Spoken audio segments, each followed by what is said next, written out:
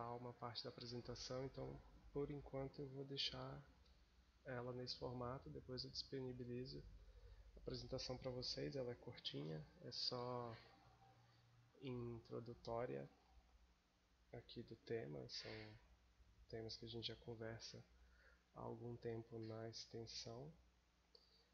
Então vamos lá, o primeiro tema que a gente tem que conversar aí é sobre a definição de extensão, que é trazida pela resolução 61 do CONSUP-IFSC, e ela traz a definição de que a extensão é entendida como um processo social, político, educativo, cultural, científico e tecnológico que promove a interação dialógica e transformadora entre o IFSC e a sociedade de forma indissociável ao ensino e à pesquisa. O que a gente tem que prestar bastante atenção aí, pegar como um ponto principal, é que é um processo. A extensão ela não é algo pontual, ela é um processo indissociável à pesquisa e ao ensino. Então você pode ter uma pesquisa com extensão e o ensino, a metodologia de ensino sendo pensada a partir dos conceitos de extensão. E sempre de forma indissociável. A extensão ela não tem como acontecer sozinha. Ela sempre vai acontecer indissociável ao ensino e à pesquisa. E tem que ter sempre essa interação dialógica entre o IFSC e a sociedade. Eu não posso ter extensão, não tenho extensão se eu não tiver participação da comunidade externa. Se eu não tiver participação de estudantes e de servidores e servidoras. E a extensão ela tem que buscar essas 5 diretrizes, que é interação dialógica, interdisciplinaridade, profissionalidade, interprofissionalidade, indissociabilidade, ensino, pesquisa e extensão, impacto na formação do estudante, impacto e transformação social. Essas 5 diretrizes elas foram traçadas no FORPROEX, que seria algo como um órgão máximo da extensão no Brasil.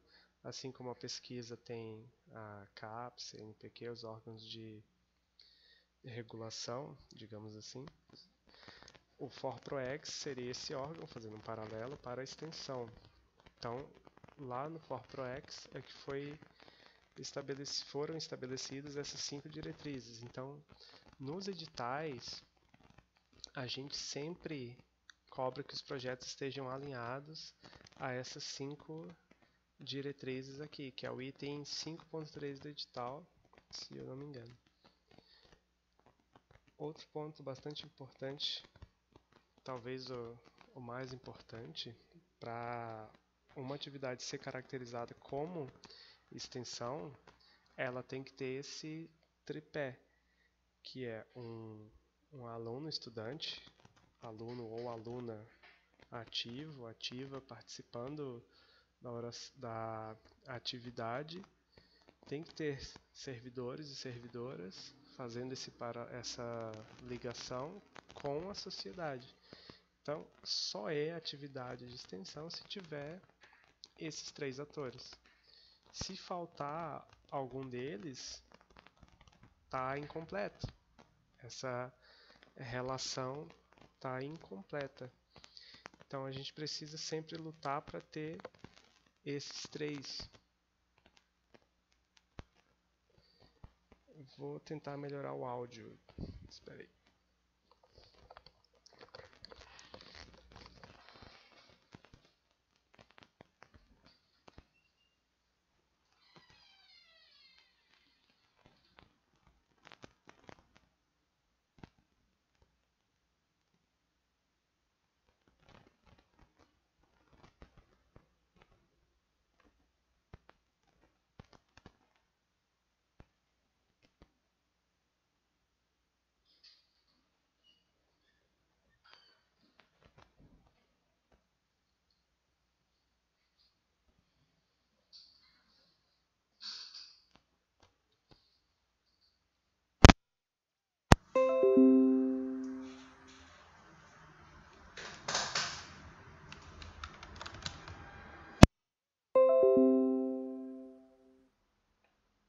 Como está o áudio agora?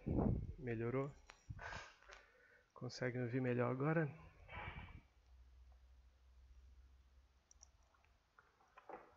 Comentem aí.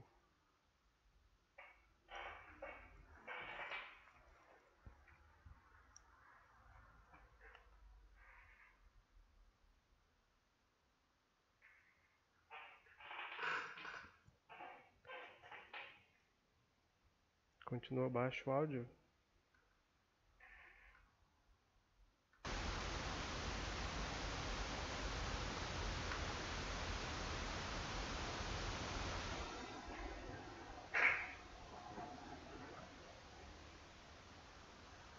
Vou tentar continuar aqui. As propostas de extensão, elas têm que ter esses 3 atores, e elas são avaliadas com esse olhar. Quando a gente vai avaliar uma proposta de extensão, se ela não tem a participação de estudantes, participação ativa de estudantes, ela vai ter uma avaliação não muito boa, porque isso é algo que caracteriza a extensão. Como que eu vou ter uma proposta que não tem algo que é tão fundamental para a extensão, que é a participação de estudantes? A participação de servidores sempre tem que ter, porque são os servidores que conseguem cadastrar a proposta no sistema, e tem que ter a participação da sociedade, que se não for com a participação da comunidade externa, aí sim não é extensão mesmo. Então a gente tem que ter esses 3 atores. E isso conta bastante ponto para a gente avaliar uma proposta. Então, quando vocês forem escrever qualquer proposta de extensão, pense sempre que tem que ter participação ativa de estudantes. Se tiver uma participação passiva ou algo não tão bem caracterizado, a proposta perde pontos. Quando a gente for discutir ali os critérios de avaliação, os itens de avaliação do edital, a gente vai conversar um pouco melhor sobre isso. E esses 3 atores, eles têm que estar muito bem integrados. Não pode ser uma participação estanque dos servidores, das servidoras, dos estudantes da comunidade externa. Eles têm que estar bastante integrados.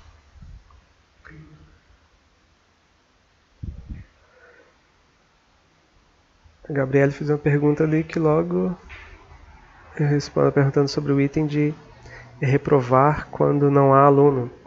É que os 4 primeiros itens de avaliação, eles são eliminatórios para as propostas. Mas já a gente vai chegar lá, quando a gente estiver olhando o edital. Aqui já está quase essa parte. A primeira parte é bem rápida. Logo a gente passa para o edital e para os critérios de avaliação. Por que a participação de estudantes tem que ser ativa? Porque isso vai impactar na aprendizagem deles, no processo de aprendizagem. E quando a gente cria um projeto de extensão, a gente está pensando muito na aprendizagem, nessa articulação entre o ensino e a pesquisa. Então, quando a gente tem uma participação ativa de estudantes, a aprendizagem ela é melhorada se o estudante chega na comunidade externa e vai discutir os conteúdos, debater, aplicar aquilo que ele viu em laboratório, que ele viu em sala e que viu nas pesquisas. Se consegue aplicar isso com a comunidade, ele vai ou ela vai guardar esse conteúdo, aprender muito mais do que tivesse simplesmente ficado na parte só passiva ali, assistindo uma aula, vendo uma palestra. Então, os projetos de extensão, eles são bastante importantes no processo de aprendizagem dos estudantes. E, comentando sobre o processo de aprendizagem, sobre aquilo que é feito em sala de aula e aplicado fora, a gente chega na parte da curricularização da extensão, que tem sido um tema bastante recorrente aí nesses últimos tempos, porque é uma recomendação do MEC que as instituições de ensino superior coloquem 10% de extensão nos seus PPCs, projetos de curso. E o IFSC tem passado pela atualização de vários projetos de curso.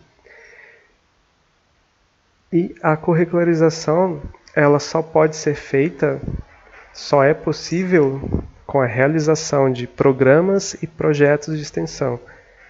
E isso é um ponto que impactou em uma mudança desse edital, a PROEX 02, que a gente lançou, e já mostro para vocês qual foi a mudança no SIGA, no sistema. E a curricularização ela só pode ser feita com projetos e programas porque eles são de longa duração. São propostas que têm todo um planejamento que pode ser para 1 ano de duração, 1 semestre, e não pode ser com eventos de extensão, cursos e produtos, que são as outras categorias que nós temos, porque as outras categorias elas são pontuais. E um projeto você pode planejar ele para 1 ano de duração, 1 semestre. Então ele contempla toda a atividade curricular da disciplina. Então por isso que a curricularização ela só é efetivada quando tem o registro de programas e projetos de extensão.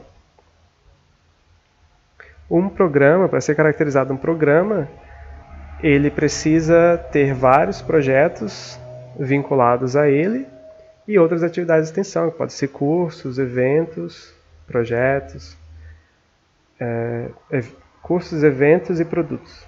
Então, um programa seria essa categoria maior, longa duração. Poderia ter um programa de cultura que fosse anual, bianual, e que tivesse vários eventos e cursos vinculados a ele. Então, um programa é a categoria maior que a gente tem.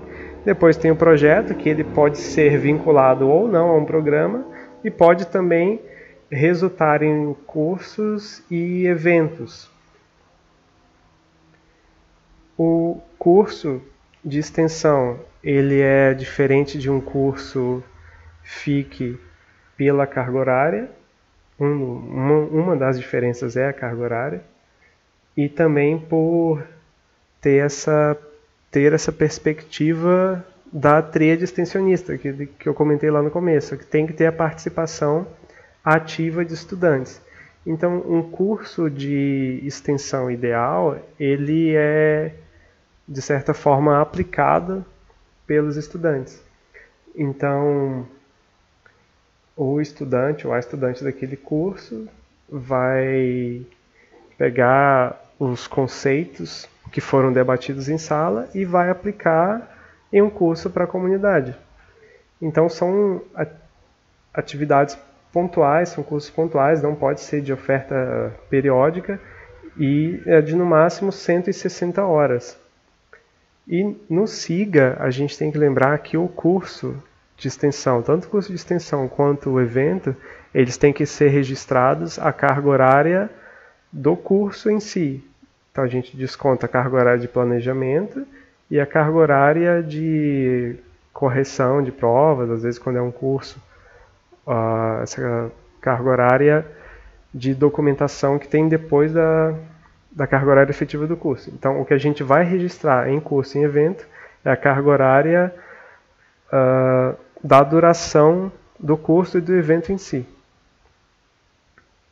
Aí o evento, que são atividades pontuais de extensão, que antes a gente chamava de ações, mas é a menor atividade de extensão que a gente tem, são até 40 horas, segundo a resolução CONSOP 61. Então ela pode ser ou não vinculada a algum projeto ou programa. O ideal é que ela seja vinculada a algum projeto, que não seja um evento de extensão estanque, pontual, porque não tem muito sentido a gente fazer uma ação de extensão de 20 horas e a parte do planejamento e todos os desdobramentos que aquele evento vai ter. Então o ideal é que a gente registre um projeto e vincule um evento àquele projeto maior. E o produto é o resultado do fazer extensionista. Então, todo projeto ele deve resultar em pelo menos um produto, que seria um relato de experiência. Isso pode ser também um artigo e pode ser publicado em revistas de extensão e periódicos de vários tipos. Então, esses são os 5 tipos de atividades de extensão e registros de extensão que nós temos. E agora eu vou comentar um pouco aqui no SIGA como que nós vamos submeter uma proposta para o edital APROEX 02, que está aparecendo aí.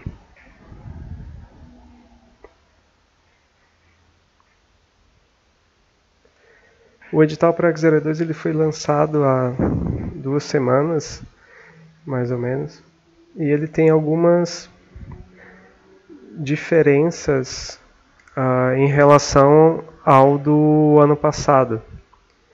Então, uma das primeiras diferenças que a gente vê aí está no tipo que a gente vai poder submeter. Nos anos anteriores, a gente podia submeter projeto, curso e evento nesse edital. Para esse ano, no SIGA, você só vai submeter atividade do tipo projeto. Aí você pode falar, mas então eu não vou poder fazer curso nem evento de extensão. Tinha planejado uma semana acadêmica para ser contemplado nesse edital, então eu não vou poder mais? Sim, você pode. Se tiver algum curso também, você pode. A diferença é a forma da submissão. Nesse edital, você vai submeter um projeto. Você entra lá, você só vai conseguir submeter projeto. Mas você pode, em fluxo contínuo, submeter um curso ou evento e vincular a esse projeto de extensão maior. E qual que é a ideia aqui? É que o projeto de extensão com carga mínima de 40 horas, ele contemple toda a parte de planejamento e de desdobramento dessa atividade, enquanto o seu curso ou um evento de extensão, seja uma semana acadêmica, um ciclo de palestras, ele tem a carga horária exata da duração desse evento ou curso, que é o que vai ser certificado. Aqui, em curso e evento, no seu registro, que você vai registrar em fluxo contínuo, vai ser registrado a carga horária de participantes, e no projeto de extensão vai ser colocada a carga horária da equipe executora. Então, no projeto, que vai ser registrado a equipe executora, nos participantes do curso e do evento, os participantes com a carga horária em si. Então, se você vai fazer uma palestra, todo mundo que se inscrever naquela palestra vai receber só aquela carga horária, enquanto a equipe executora recebe uma carga horária diferente. E aí as pessoas podem se inscrever diretamente na sua palestra, no seu evento, e não precisam se inscrever no projeto de origem. Então, facilita o processo de inscrição. A Letícia perguntou se os 10% da extensão entram no currículo geral do curso. Sim. Por exemplo, se um curso tem 2.400 horas, eu não vou acrescentar 10% para colocar na extensão. Dessas 2.400 horas do curso, eu vou tirar 10%, seriam 240 horas, e dividir entre as unidades curriculares. Então, eu posso fazer unidades curriculares específicas de extensão, seria, por exemplo, uma unidade curricular extensão 1 em um semestre, depois extensão 2, extensão 3, assim por diante. Ou eu posso pensar toda a minha disciplina voltada para a extensão. Como eu falei lá no início, a extensão ela é um processo. Então, é o como que eu vou organizar essa disciplina que tem que ser voltada para a extensão. Eu posso trabalhar no meu laboratório normalmente com as minhas disciplinas, mas aquela atividade ali de laboratório, ela pode ser planejada como uma atividade de extensão e ter um desdobramento que tem esse contato com a comunidade externa e a participação ativa de estudantes. Então, é a forma como eu vou pensar essas disciplinas que eu vou conseguir integralizar esses 10% de extensão no currículo. Então, voltando aqui para o edital. Projeto de extensão para equipe executora, curso e evento para certificar participantes. O período de execução vai de outubro até 19 de dezembro, que é o último dia letivo. Então, as propostas têm que ter 2 meses, que é o período determinado de execução, dentro dessa janela de execução aqui, entre outubro e dezembro. As propostas que extrapolarem essas datas, elas vão ser não aprovadas. Então, você não pode cadastrar uma proposta para ela encerrar dia 31 de dezembro. Não, ela tem que encerrar no período letivo. A gente não pode ter uma atividade de extensão envolvendo estudantes que seja depois do final do calendário letivo. E nem pode começar antes aqui dessa data, porque senão ia ter até porque o edital não permite. A gente parametriza o SIGA e você só consegue executar a sua proposta, colocar em execução de fato, a partir de outubro. Os proponentes podem ser servidores de quadro efetivo permanente do IFES, que ativa aposentados em cooperação técnica, desde que não estejam em gozo de qualquer tipo de afastamento ou outro tipo de afastamento parcial ou integral. Servidores afastados sem licença de quaisquer tipos não podem constar na proposta. Uma coisa que a gente alterou aqui foi o item C do 4.1. A gente tinha colocado que servidores das coordenadorias de extensão não poderiam submeter propostas, mas isso acabaria limitando um pouco a atuação.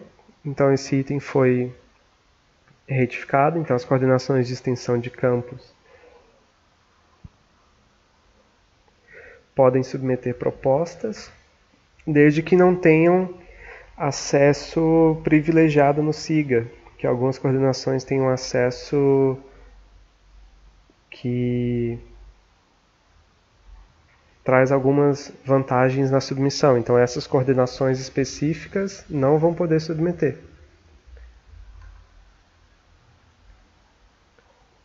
Os estudantes aqui continuam como nos editais anteriores, possui preferencialmente índice de vulnerabilidade social, dispor de carga horária, estar regularmente matriculado. Esses editais, eles não proíbem que estudante receba mais de uma bolsa. Então, o estudante pode receber uma bolsa de pesquisa e também uma de extensão, se tiver carga horária para executar a atividade. Então, esse edital não tem essa limitação. Aqui algumas considerações do SIGA. O que vocês têm que prestar mais atenção é no período de aprovação das propostas pela chefia imediata. Se não aprovada dentro do tempo, fica com o tempo de cadastro expirado. Aqui as 5 diretrizes do FOR-PROEX, Fórum de Pró-Reitores. Descendo mais aqui. Outra coisa que sempre nos questionam é as avaliações ad hoc. O IFSC hoje ele tem um banco de avaliadores com mais de 700 pessoas. E essas pessoas, elas não são todas do IFSC, elas são de instituições externas, as outras universidades, faculdades do Brasil inteiro. Então a gente distribui as propostas para essas pessoas. E até por isso, muitas vezes, que algumas avaliações demoram, as pessoas demoram para responder essas avaliações. Então a gente está tentando capacitar esses avaliadores e arrumar e encontrar novas pessoas para avaliar os projetos, as propostas. A gente distribui a proposta de acordo com a área temática declarada por cada avaliador. Então, quando a pessoa se cadastra para ser avaliadora DOC, ela vai escolher uma área dentro das 8 áreas de extensão. Então, você pode escolher, eu só quero avaliar projetos de cultura. Então, a gente vai mandar projetos de cultura para você. Se você quer só avaliar projetos de tecnologia e produção. Então, as propostas de tecnologia e produção, a gente manda para essa pessoa.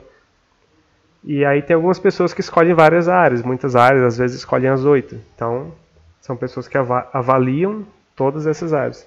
A gente tenta garantir, aqui, ó, sempre que possível, esses 3 itens. E um deles é 3 avaliações por proposta. A gente tenta garantir.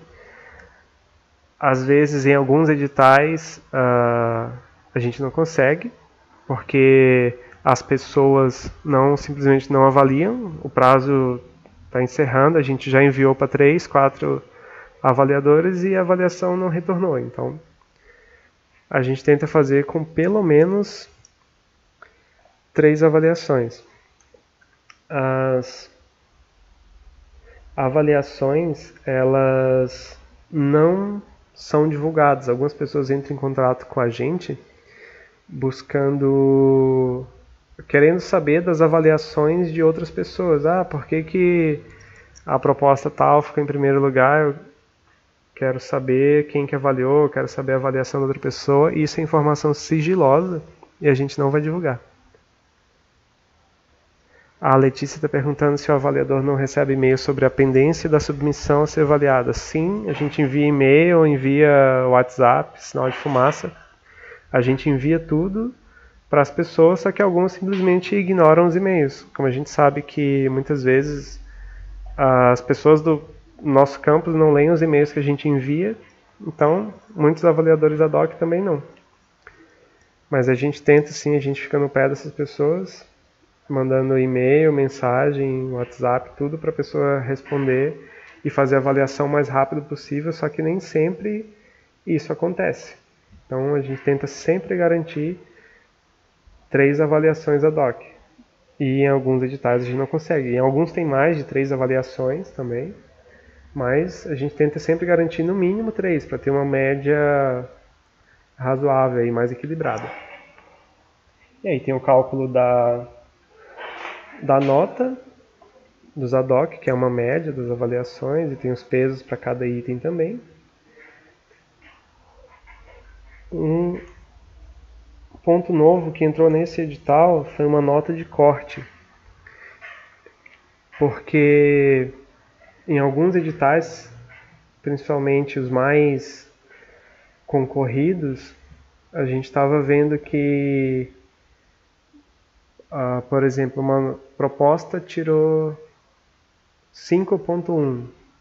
Aí um avaliador coloca como aprovada. E outro avaliador, na mesma proposta, coloca como reprovada. Então não tinha um critério, uma nota de corte. Então o avaliador ad hoc, ele poderia dar, ou ela poderia dar 0 e colocar a proposta como aprovada. Ou dar 10 e colocar como reprovada. Então não tinha esse critério, até porque a aprovação ou reprovação não depende da nota. Ela é um campo marcado pela pessoa na hora da avaliação. Então a gente estabeleceu esse critério de que a proposta que obtiver média inferior a 6 e as propostas que forem reprovadas pela maioria das avaliações ad hoc, elas vão ficar com a situação de reprovado. Então, como assim? Uma proposta ela recebe 3 avaliações. Se duas pessoas deram 0 e uma deu 10, a proposta é reprovada. A gente entende que a pessoa que avaliou com 10, ela avaliou de maneira errada. Se 2 pessoas deram 10 e uma deu 0, aí a pessoa que avaliou e deu 0, a gente entende que ela deu a nota errada. Então, o que vai contar é a maioria das avaliações. Se a proposta for reprovada por 2 de 3, ela está reprovada. Então a gente sempre vai tentar manter um número ímpar de avaliações para ter essa média mais precisa. Outro ponto aqui, que foi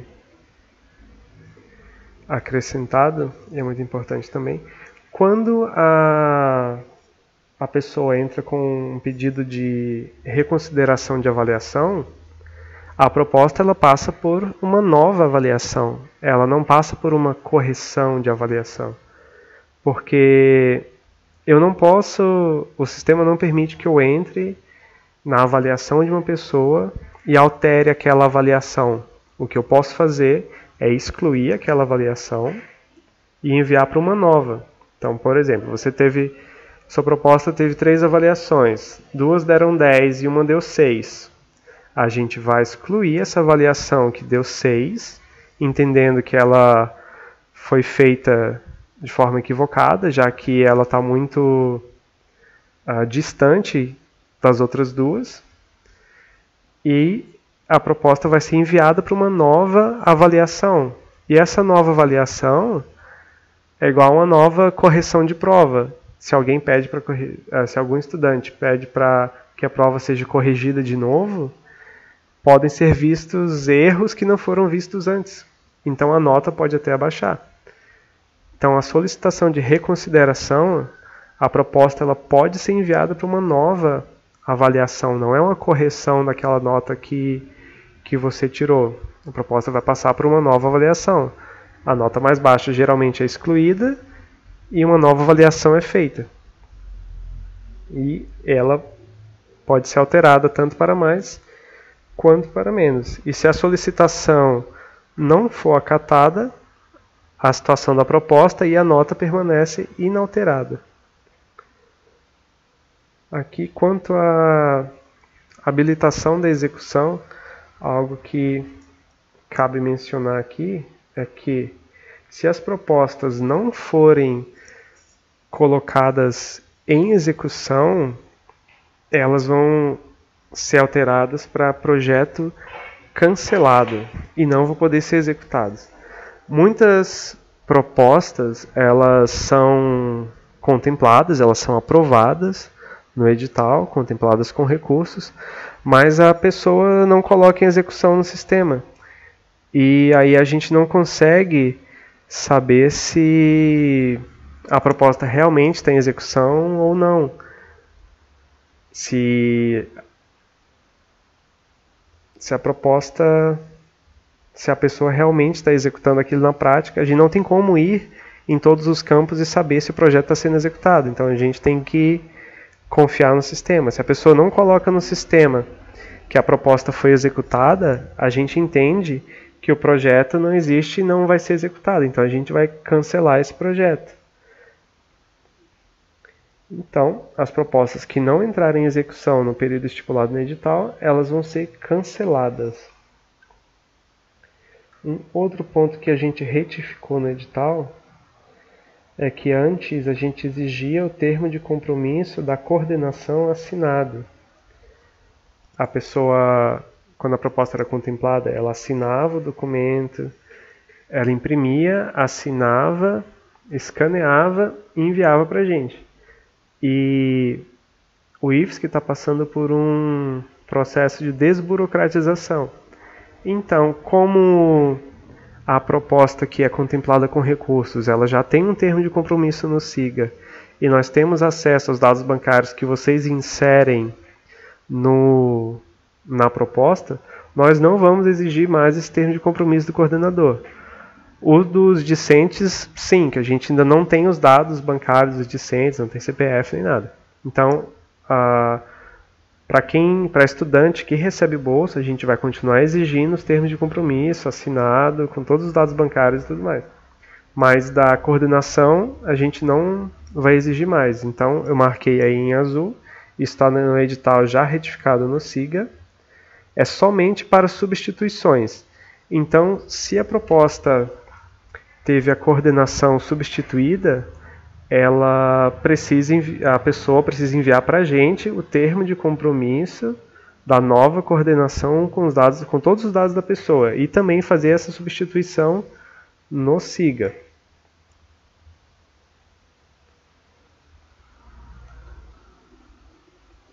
Para discente só é necessário a substituição, o envio da documentação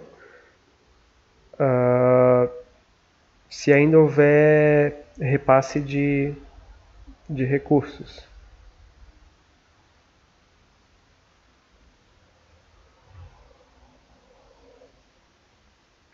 Aqui os recursos financeiros, é uma bolsa de R$600 em parcela única para coordenação, 2 bolsas de R$400 para estudante. Então serão contempladas até 50 propostas e execução de outubro a dezembro. Aqui o cronograma. Vocês têm até dia 30 de julho para submeter as propostas. O período de execução entre 1º de outubro e 19 de dezembro. Os relatórios finais em janeiro. E agora os critérios de avaliação. Os 4 primeiros critérios aqui, que tem aqui em negrito, ó, zerar os demais itens, reprovando a proposta e justificando o motivo. Então, quando vocês forem avaliar a proposta, ou quando vocês receberem a avaliação da proposta, quando estiverem também escrevendo a proposta, prestem bastante atenção nesses 4 primeiros itens. Se a proposta não está em afinidade com o edital, eu escrevo que eu vou submeter uma pesquisa que não tem nada a ver com extensão, que não tem nada a ver com esse edital, ela não apresenta afinidade com o objetivo do edital. Então eu vou zerar a proposta e nem preciso avaliar todos os outros itens. Então se eu zerar em qualquer um desses 4 primeiros itens, eu nem preciso avaliar os outros. Eu vou ter 0 na proposta inteira. Ou eu tive 10 no primeiro item, 10 no segundo. Se eu zerei o terceiro, eu zero a proposta inteira. Então, se eu zerar em qualquer um dos 4 primeiros itens, a minha proposta fica zerada e ela é automaticamente reprovada. Deve ser reprovada. E aí a pessoa que avaliou tem que justificar o motivo. A gente sempre cobra isso das pessoas que avaliam, para justificar o motivo da reprovação. Outro item que foi acrescentado aqui, ó, as notas indicadas abaixo são apenas para referência, ficando o avaliador ou avaliadora livre para atribuir de 0 a 10. Então a gente marca aqui, ó, por exemplo, plenamente é 10, parcialmente 7, fragilmente 3, inexistente 0. Essas aqui são notas de referência. A pessoa que avalia, ela pode entender que tem, por exemplo, aqui o item 5. A proposta tem relevância, mas não é um 10, é um 9, é um 8,5. A pessoa que avalia, ela tem liberdade para isso. Ela tem liberdade para avaliar entre 0 e 10. Então, não é que a pessoa tem que dar ou 10, ou 7, ou 3, ou 0. Isso aqui são itens de referência para você ter uma base na hora de avaliar. Mas pode ter uma nota entre essas aqui. Pode ter um 8, um 6, um 5, um 2,5.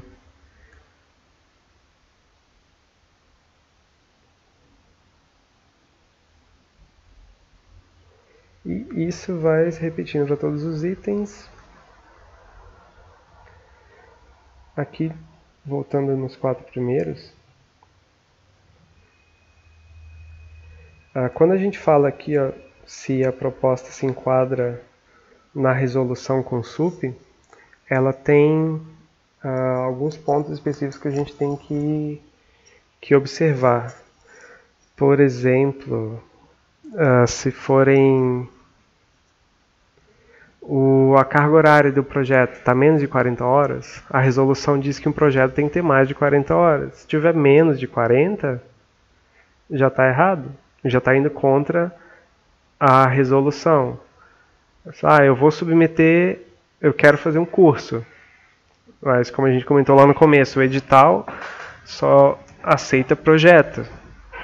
Então eu vou submeter um curso disfarçado de projeto.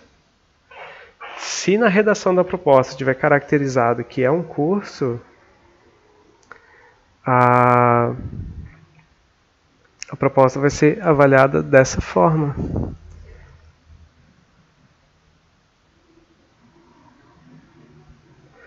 No item, a Gabriela está perguntando ali sobre o item 3. A redação da proposta evidencia a participação de discentes do IFSC como protagonistas da atividade. Plenamente, papel discente bem caracterizado e participação ativa na comunidade. Aquilo que eu comentei lá no começo. São estudantes participando ativamente. As pessoas, os estudantes, as estudantes vão lá e executam a proposta. Então eu tenho uma intervenção teatral na praça. São os estudantes executando a atividade para o público externo. Eu posso ter também a participação passiva dos estudantes. Então eu posso, eu enquanto servidor, articulo com a comunidade externa e aplico algo para os estudantes. Uma palestra seria algo mais ou menos assim. Os estudantes estão ali sentados apenas recebendo.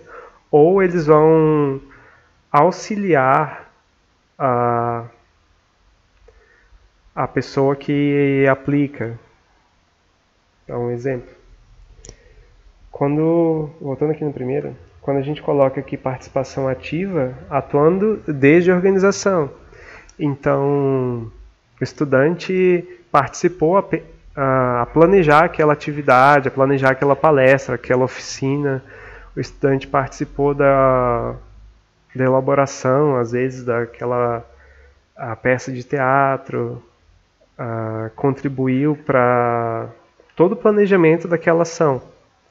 Então isso sim é um papel pleno da participação ativa de estudante na atividade de extensão. Às vezes, o segundo ponto aí é quando a coordenação da proposta prepara tudo. E ela marcou tudo com a comunidade externa, preparou toda a atividade, oficina, palestra, o que seja. Mas só na hora de execução chamou ali um grupo de estudantes para aplicar essa proposta. Então, o papel do discente ele é bem caracterizado, está descrito ali na proposta, mas eles estão atuando simplesmente na execução, eles não participaram do planejamento. Se o exemplo ali que a Gabriela está citando, ela diz que avaliou uma proposta que não incluía estudantes de nenhuma forma, e ela não soube como sugerir a formalização da atividade.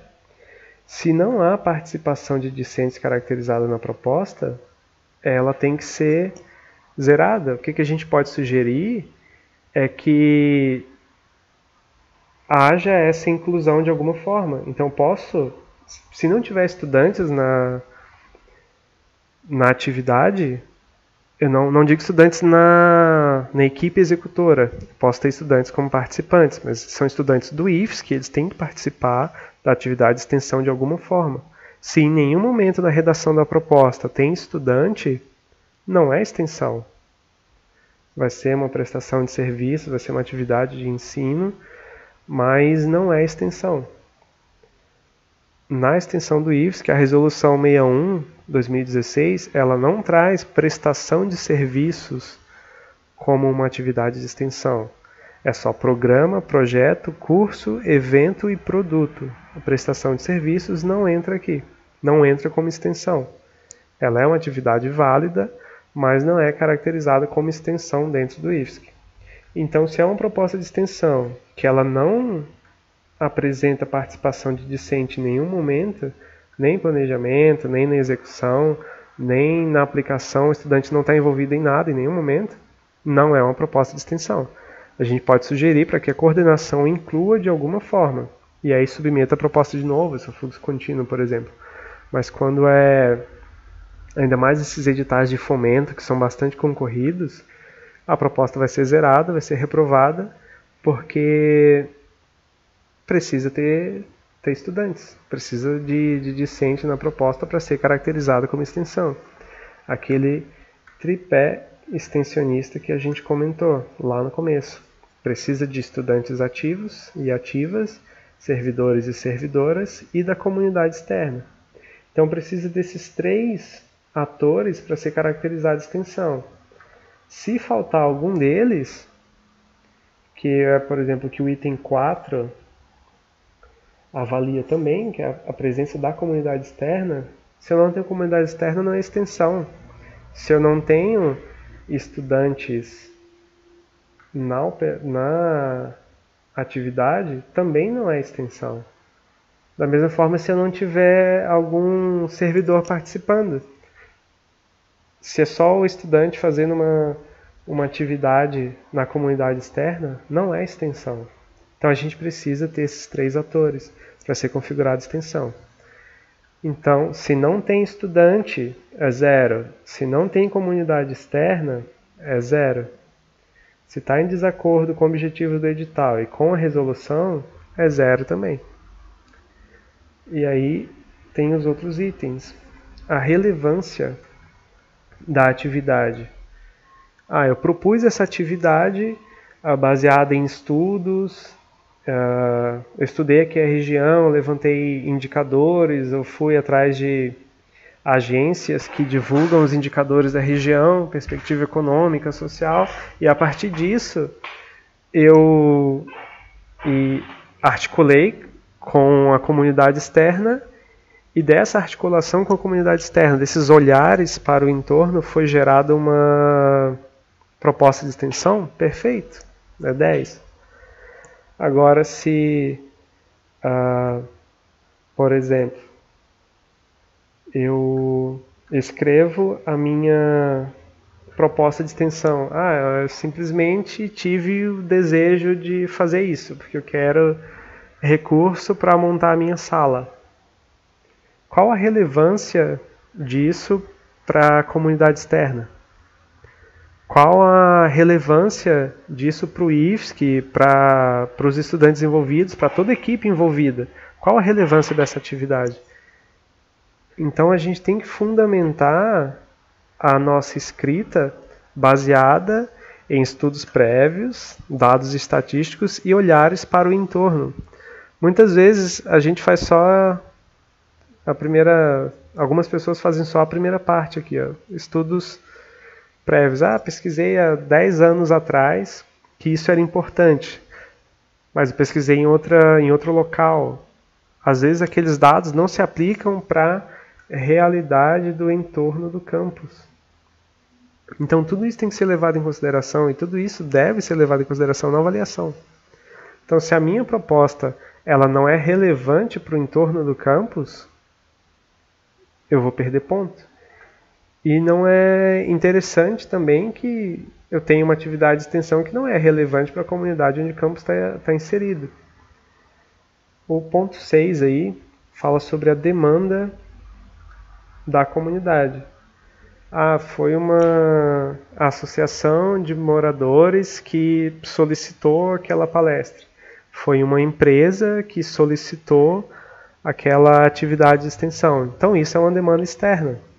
A demanda externa pode vir de uma empresa, de uma associação de moradores, de uma escola, do bairro, da associação de mães, mas ela é uma demanda externa. E vou saltar ali para o final do edital. O último anexo, ele tem bem explícito o que é público. Isso a gente acrescentou agora também, a partir do manual de comunicação do IFSC. Ele traz os públicos estratégicos. Então, se você quer saber o que é público interno e o que é público externo, para poder direcionar a sua atividade de extensão, então vem aqui no anexo F que está tudo lá. Tem o público interno, são alunos, servidores, terceirizados. Tem muita gente que escreve um projeto de extensão voltado para os terceirizados, para os funcionários das empresas que trabalham com o IFSC. E eles são público interno, eles não são caracterizados como público externo. Para o IFSC, eles são quase como servidores, né? Lógico que na prática não são, mas eles trabalham dentro do IFSC, eles estão em contato com o IFSC, então eles são considerados público interno, estagiários e bolsistas. Também pessoas de fora que vêm estagiar no IFSC, ou pessoas do IFSC que vão estagiar em outras empresas. Então, o público externo aqui são potenciais alunos, então aqui a gente pode focar às vezes em algumas atividades de ingresso ou nas atividades de extensão, fazer divulgação dos cursos do IFSC, as escolas de origem potenciais alunos, familiares de alunos são considerados público externo também, ex-alunos, que aqui são egressos, familiares de servidores, empresas, setor público e privado. Tem muitas pessoas que acreditam que não se pode fazer extensão com empresas, atividades de extensão com empresa, tem que ser sempre atividades sociais voltadas para o público carente. Não. Empresas e todo o setor produtivo, empresas privadas, elas são público externo. E elas podem sim ser parceiros do IFSC em atividades de extensão.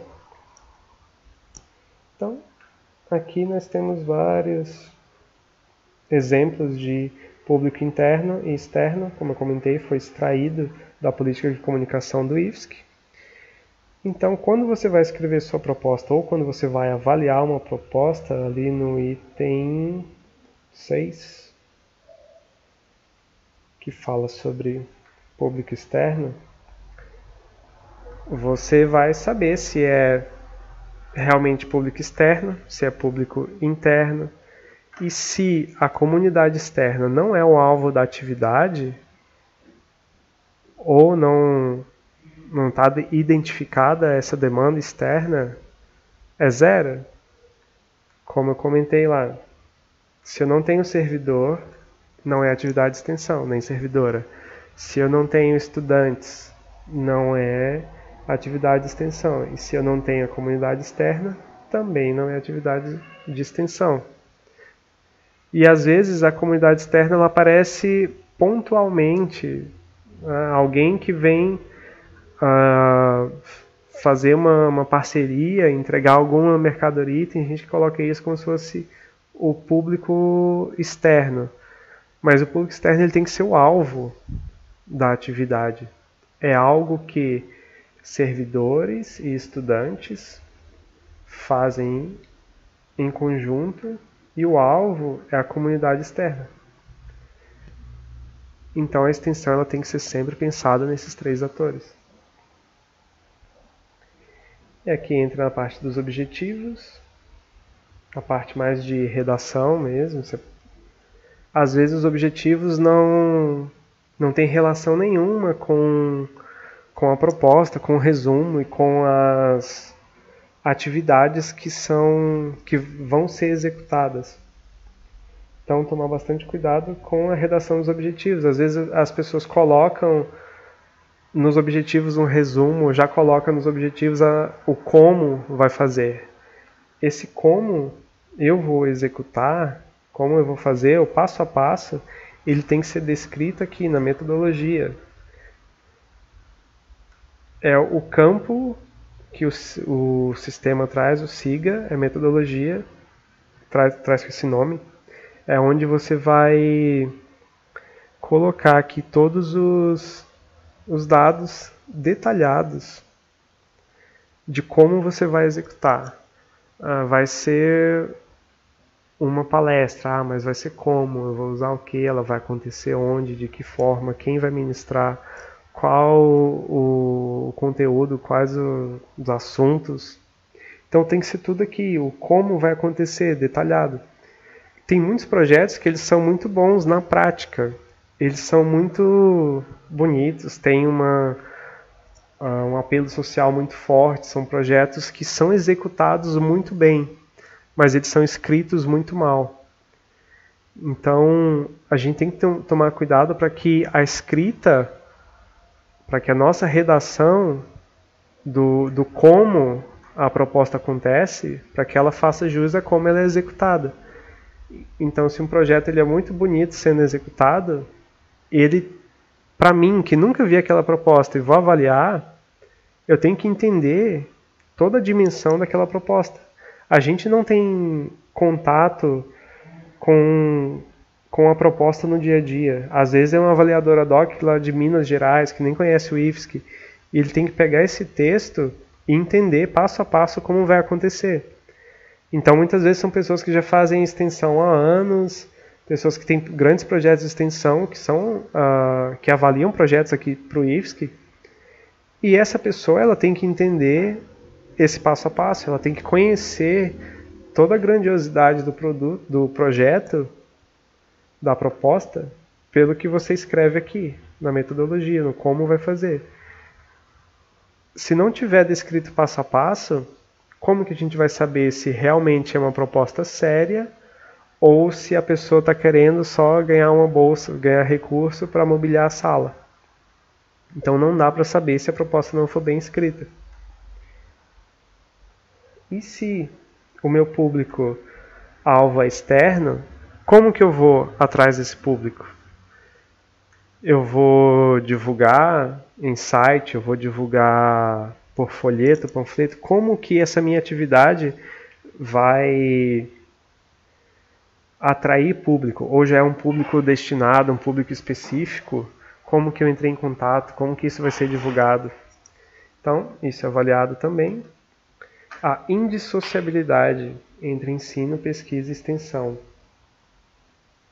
Muitas vezes uma área aqui vai sobressair a outra. Às vezes é um projeto de pesquisa que vai ser aplicado na comunidade externa, com a participação ativa de estudantes. É um projeto de extensão.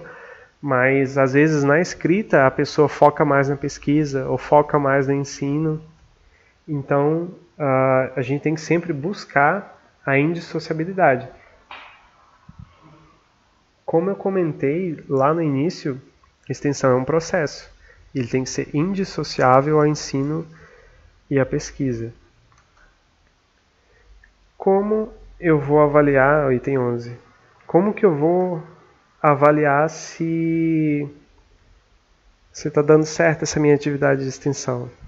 Ela está funcionando como o planejado? Eu vou avaliar só depois que ela terminou? Vai ser uma avaliação concomitante à execução? O público vai avaliar, não vai? Só a equipe vai avaliar? Então, como que eu vou avaliar essa proposta se ela está atendendo aos objetivos que eu tracei lá no início? Então, bastante cuidado com a avaliação. Item 12. Essa proposta gera algum produto? A resolução 61, ela traz alguns tipos de produtos que são frutos de atividade de extensão. Então é o resultado. Então pode ser um relato de experiência, uma apresentação teatral, um concerto, uma música. Tudo isso são produtos de extensão. Um software, uma apresentação de fotografia, um filme.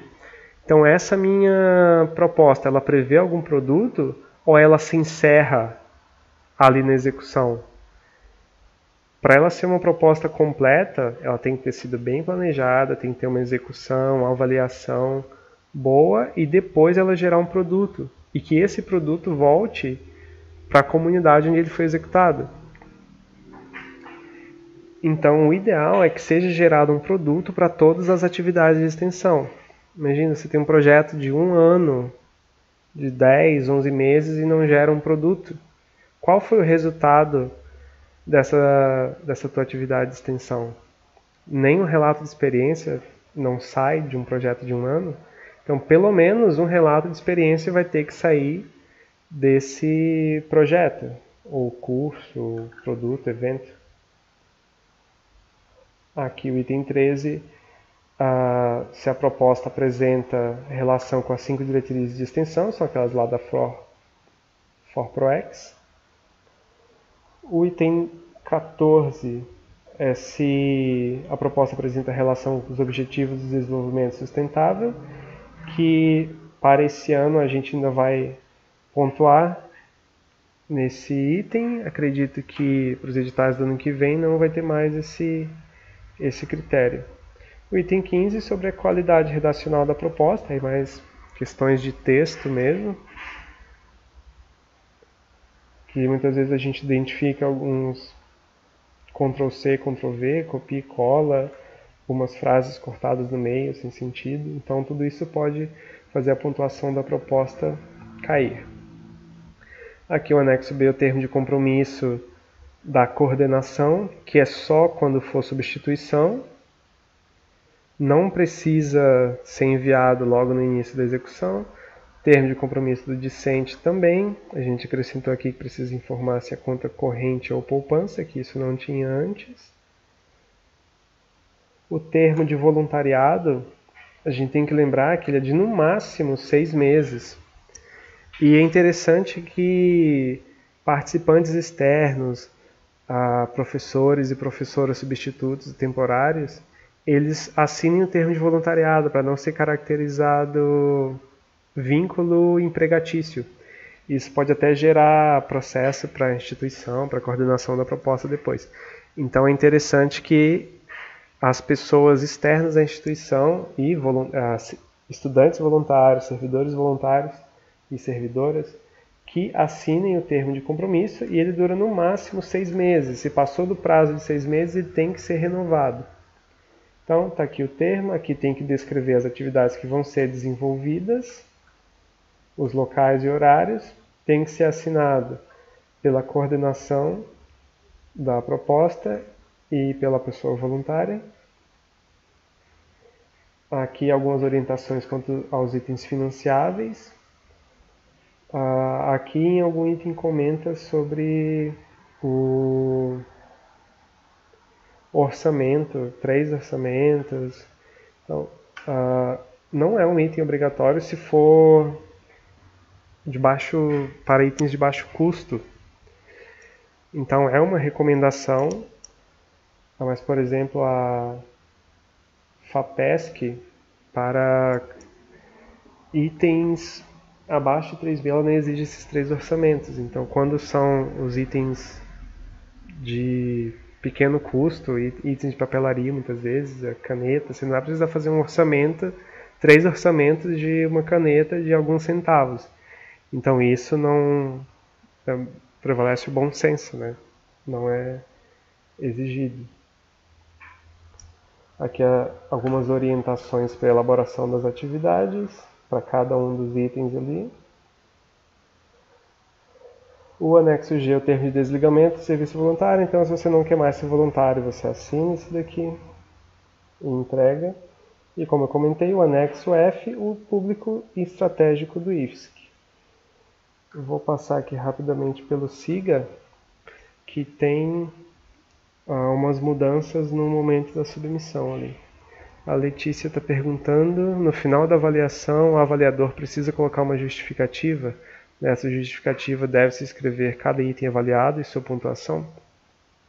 Então, Letícia, eu entendo que seja interessante você comentar para cada item de avaliação quando você dá uma nota baixa. Por exemplo, aqui no item 5, sobre a relevância da atividade. Se você deu um 7, um 3, eu acredito que você tem que explicar para a pessoa o porquê que você deu um 3. Porque a avaliação ela tem que ser para qualificar a proposta. Não é simplesmente, eu dei 0 porque eu achei que merecia 0. Não. Por que que no item 5 eu dei um 3? Por que que no item 6 eu dei um 5? Se eu dei 10, é 10. Você não precisa justificar se tiver tirado a nota máxima. Mas eu acredito que se você deu uma nota parcial para aquele item, você precisa justificar. E seria interessante justificar ponto a ponto, que a gente qualifica a nossa avaliação e a pessoa que submeteu, ela vai entender por que recebeu aquela nota. Às vezes a pessoa recebe uma nota baixa, mas nem sabe o porquê que está avaliando. Por que foi avaliado com aquela nota baixa. Estão perguntando sobre os itens de avaliação, os itens que não precisam de de orçamento. Não existe na legislação um valor mínimo. A legislação federal não coloca um valor mínimo que seja para dispensa de licitação. Tem um GT aqui no IFSC, um grupo de trabalho que envolve servidores da Pró-Reitoria de Pesquisa e da Pró-Reitoria de Extensão, que está trabalhando para alinhar os editais de pesquisa e de extensão. E esses critérios já estão sendo reavaliados. E a gente entende que a Milena perguntou aí o que é um pequeno valor. Por exemplo, R$100 é um pequeno valor. Você não precisa fazer um orçamento. 50 centavos para uma caneta é um pequeno valor. Você não precisa fazer 3 orçamentos. São mais para itens grandes mesmo. Mas isso é algo que ainda não está totalmente debatido, definido aqui no IFSC. Então tem esse grupo de trabalho da pesquisa e da extensão que está trabalhando para adequar os editais e deixar eles similares, os editais da pesquisa e de extensão, para não ter algo que seja exigido na pesquisa que não é na extensão e o contrário também. No SIGA, eu já comecei a submeter aqui uma proposta no APROEX 02, então eu vou continuar submetendo nela assim que eu conectar de novo.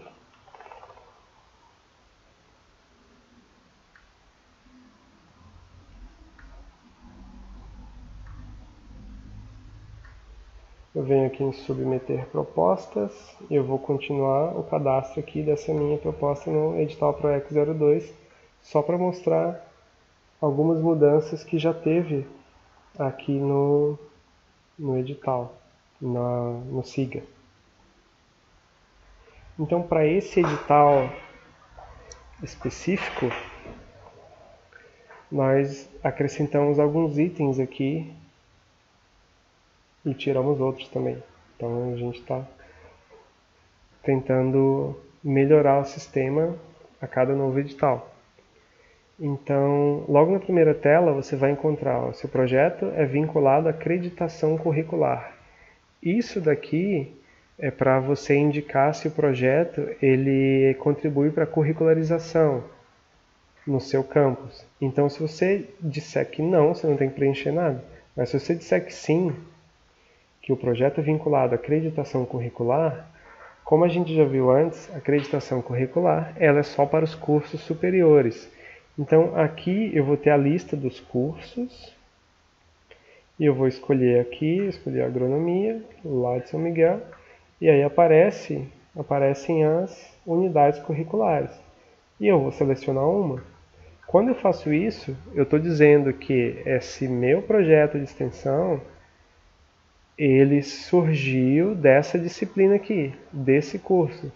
Então, esse projeto vai contribuir para a acreditação curricular. Então, para os cursos que já são curricularizados, isso é muito importante.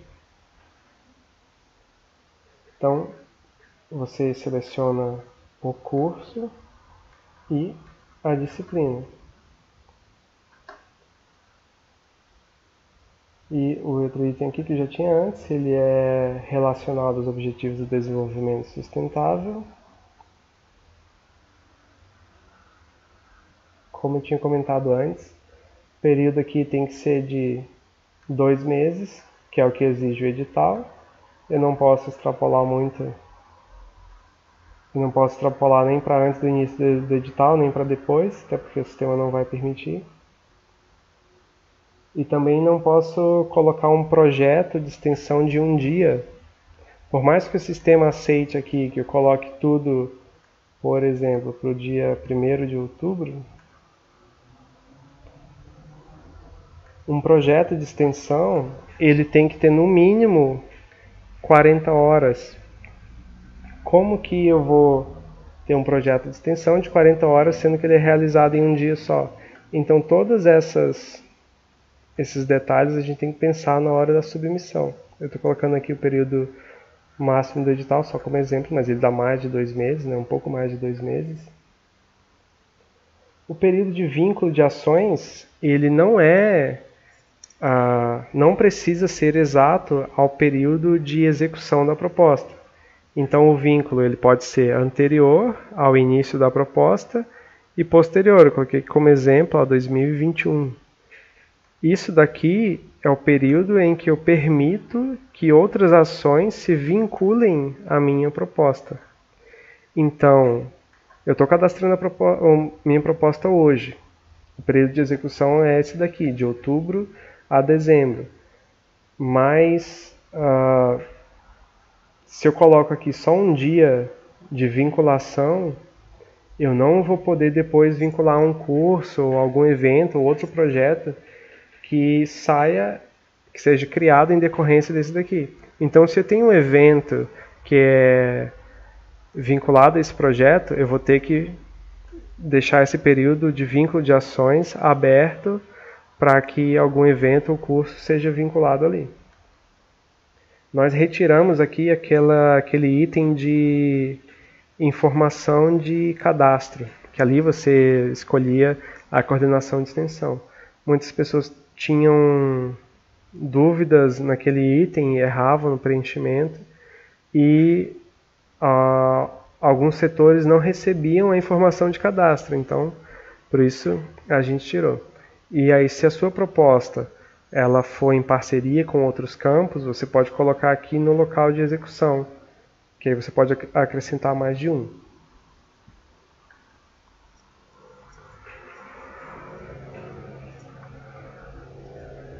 Aqui a gente tem ainda todos esses campos de preenchimento, mas é porque é um projeto. Quando você for submeter o seu evento em fluxo contínuo no segundo semestre, aqui terão só 4 campos de preenchimento. Então vai ser só resumo, objetivos, não lembro agora. É resumo, justificativa, objetivos e informações complementares. Serão esses 4 itens que você vai ter que preencher aqui. Então, a proposta que vai ser vinculada a esse projeto, ela vai ter menos campos de preenchimento.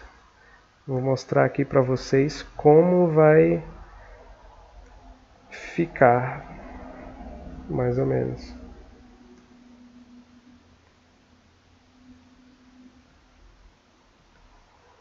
Você vai submeter o seu projeto no edital de 2 meses, mas aqui com a carga horária de planejamento e tudo mais. Se você planejou um evento, uma semana acadêmica, você submete o planejamento aqui no projeto, no edital, e se o SIGA funcionar, a internet funcionar aqui. E os outros aqui pro projetos, os outros itens seguintes são iguais.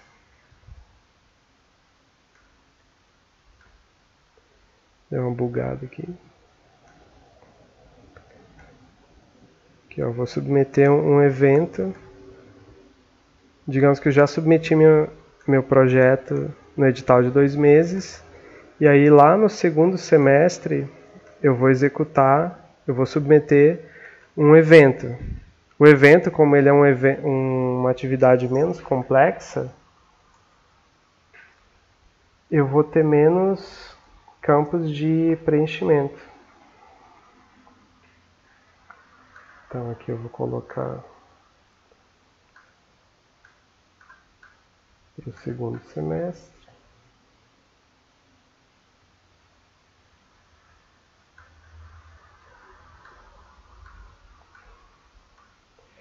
Vou colocando aqui qualquer data só para preencher rápido.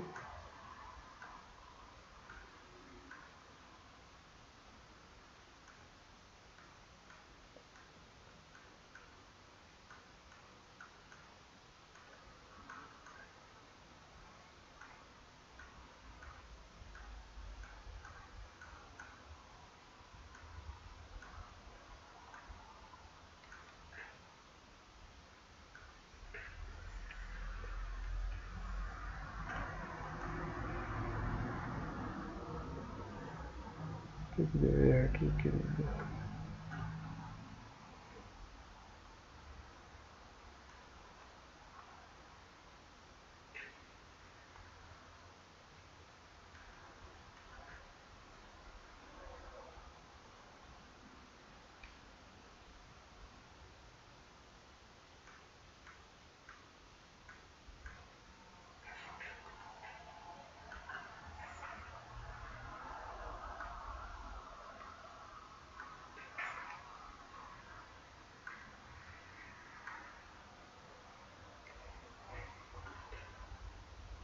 E ocorreu um erro no meu evento de teste aqui, que eu não sei porque que não está funcionando.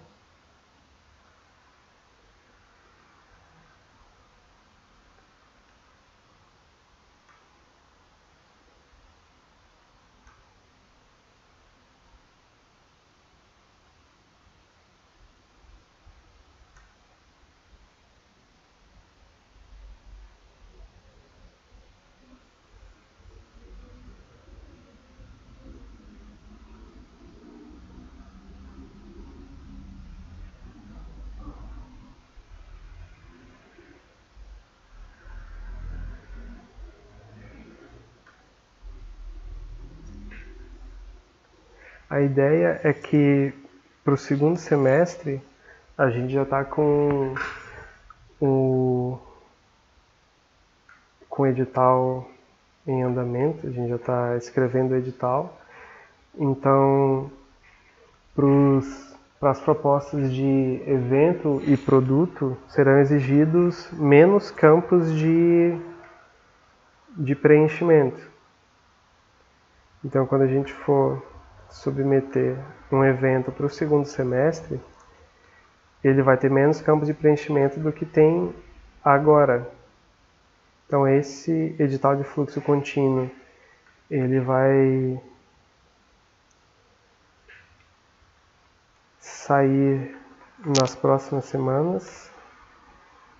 E tem também para ser lançado um edital de apoio à curricularização, que ele é para apoiar propostas de cursos já curricularizados. Vou tentar aqui de novo. O sistema geralmente atualiza no final da tarde, pode ter dado algum erro.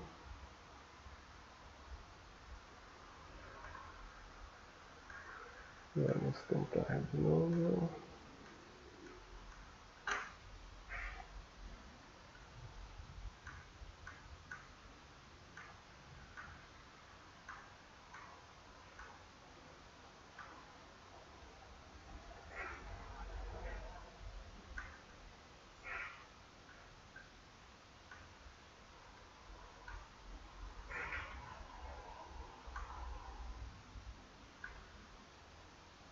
Isso, aqui foi.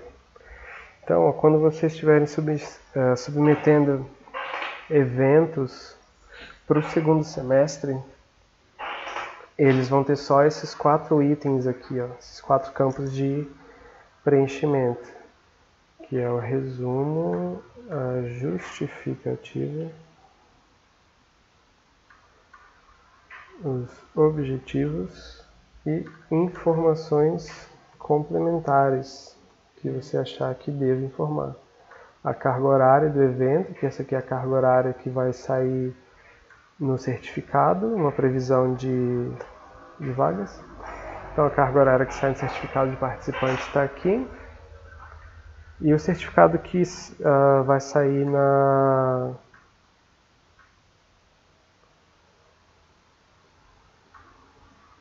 a carga horária que sai no certificado da equipe executora, ela é em outro item.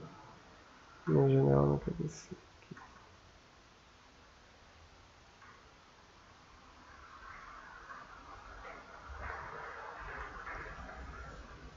Aqui continua tudo igual. Aqui eu acrescento a carga horária para cada membro. Aqui de preferência objetivo claro. Uma atividade para eu alcançar aquele meu objetivo. Então a minha proposta tem 40 horas. colocarei aqui.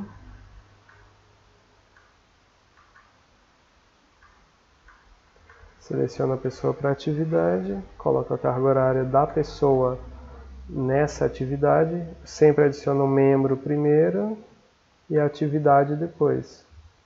Adicionou o membro e a atividade, dou um voltar aqui, a pessoa já entra aqui com a carga horária.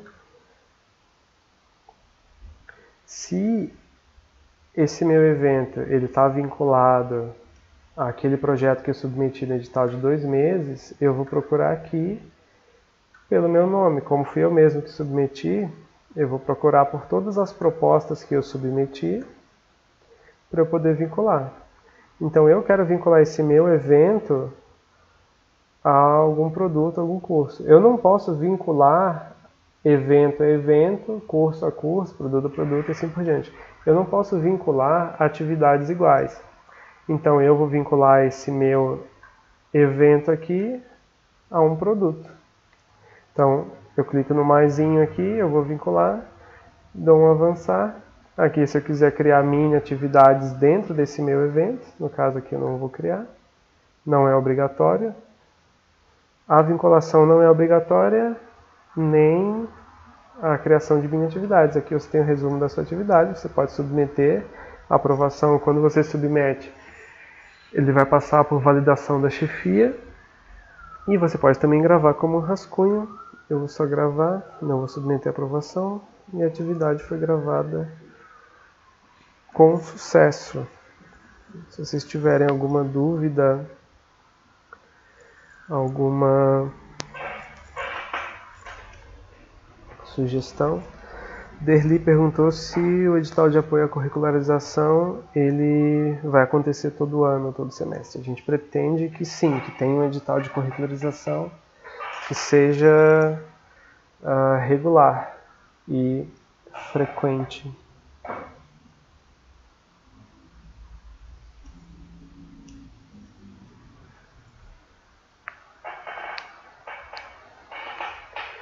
Nós vamos tentar deixar mais detalhada essa questão dos orçamentos. Vamos ver como que a gente consegue deixar isso descrito nos editais, informar por e-mail também, para que seja facilitada aí a vida de vocês e a nossa também na resolução de dúvidas e questionamentos que a gente tem contra o orçamento e a prestação de contas.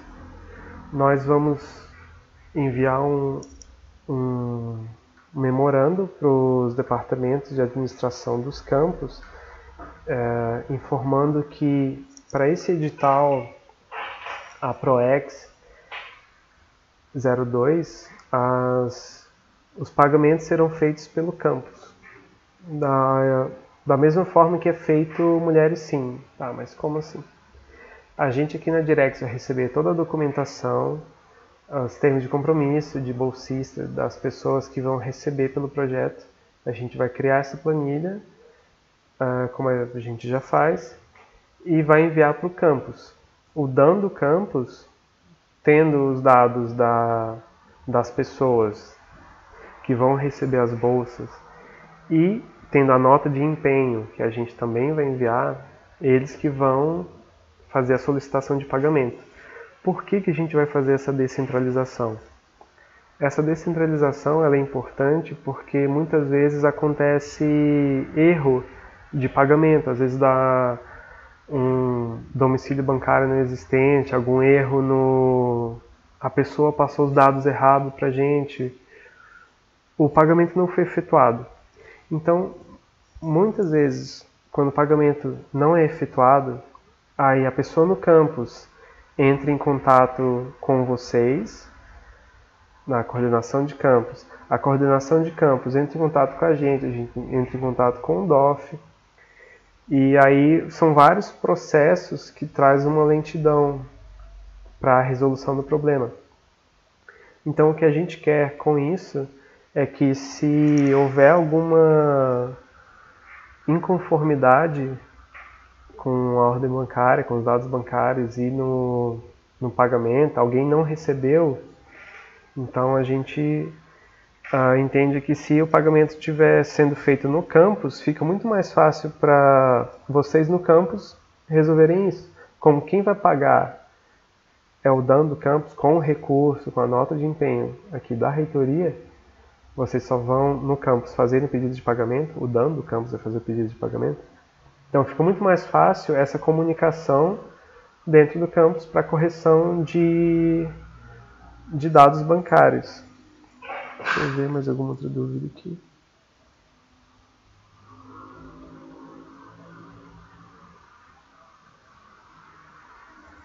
O Gabriele perguntou se o recurso demora para entrar. A gente entende que o recurso, que a compra tem que ser feita, você vai precisar comprar um produto, tem que ser ali durante a execução da proposta, ou um pouco antes da execução da proposta. Às vezes a bolsa vai entrar no mês seguinte, então o projeto começou em junho, mas a bolsa começa em julho. Então sim, a coordenação pode comprar em junho agora, mesmo que a bolsa só entre no mês seguinte. Então a nota fiscal, os comprovantes de gastos, eles têm que ser com as datas no período de execução da proposta.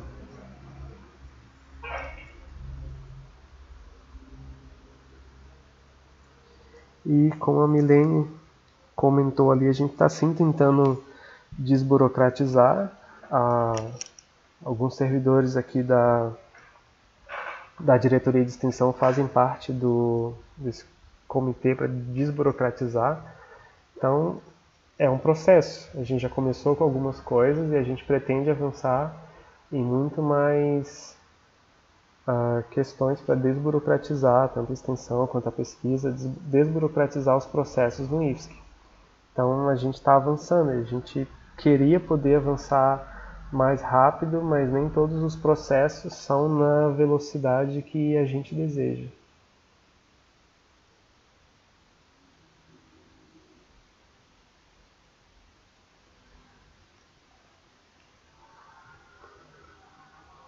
Gabriel está perguntando sobre propostas de ações com a comunidade externa sem incluir estudantes.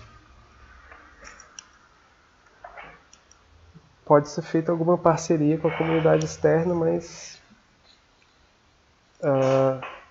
eu sugiro mesmo, o ideal é tentar incluir estudantes.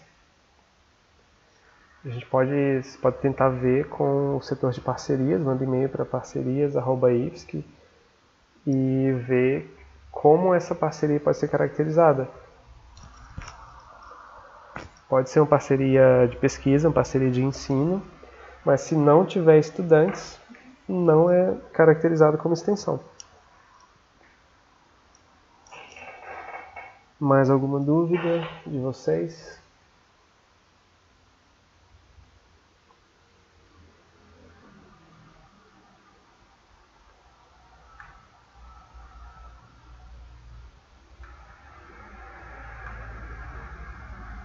Então, acredito que conseguimos passar aí por vários itens do edital, no SIGA também. E qualquer dúvida que vocês tiverem, envie e-mail para a extensão @ifsc.edu.br, para directs@ifsc.edu.br e nós vamos tentar resolver da melhor maneira possível, tentar que seja a resolução mais rápida e menos conflituosa. Agradeço a participação de vocês que acompanharam e esse vídeo vai ficar salvo no YouTube. Eu vou enviar o link dele assim que estiver disponível para reprodução. Eu envio para quem não conseguiu acompanhar também a transmissão. A ideia é que a gente faça isso com mais regularidade, para que a gente consiga ter ter essa conversa, ter esse bate-papo, essa reunião mais vezes, não uma vez por semestre no encontro EPE. Então que a gente possa estreitar mais os laços entre a Direx e os campos. Agradeço a presença de de vocês, a presença virtual. Muito obrigado pela colaboração e até a próxima. Abraço.